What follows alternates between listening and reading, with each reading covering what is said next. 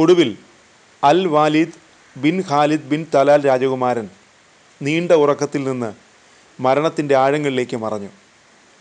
അസാധാരണമായൊരു സംഭവമാണിത്. 20 വർഷമാണ് ഈ സൗദി രാജകുമാരൻ കോമയിൽ ഉറങ്ങിക്കിടന്നത്. ഉറങ്ങുന്ന രാജകുമാരൻ എന്നാണ് നൊമ്പരത്തോടെ അൽ വലീദ് ബിൻ ഖാലിദ് ബിൻ തലാലിനെ വിളിച്ചത്. ആധുനിക സൗദി അറേബ്യയുടെ സ്ഥാപകൻ അബ്ദുൽ അസീസ് രാജാവിൻ്റെ ചെറുമകനാണ് അൽ വലീദ്.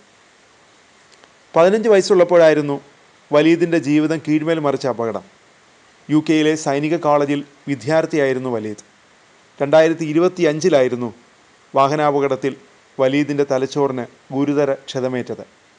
അപകടത്തെ തുടർന്ന് അബോധാവസ്ഥയിലായ രാജകുമാരനെ റിയാദിലെ കിങ് അബ്ദുൽ അസീസ് മെഡിക്കൽ സിറ്റിയിലേക്ക് മാറ്റി. ഈ 20 വർഷവും രാജകുമാരൻ ചികിത്സയിൽ തുടർന്നത് ഇവിടെയാണ്. വിദേശത്ത് നിന്നടക്കം ഡോക്ടർമാരെ കൊണ്ടുവന്ന് ചികിത്സിച്ചിട്ടും വലീദിൻ്റെ ആരോഗ്യനിലയിൽ മാറ്റമുണ്ടായില്ല.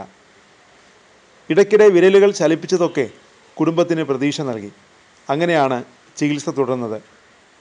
ജീവിതത്തിലേക്ക് വലീദ് മടങ്ങിയെത്തുമെന്ന പ്രതീക്ഷയോടെ കുടുംബം കാത്തിരുന്നത് 20 വർഷം. എന്നാൽ വലീദ് പൂർണ്ണബോധത്തിലേക്ക് തിരിച്ചെത്തിയില്ല.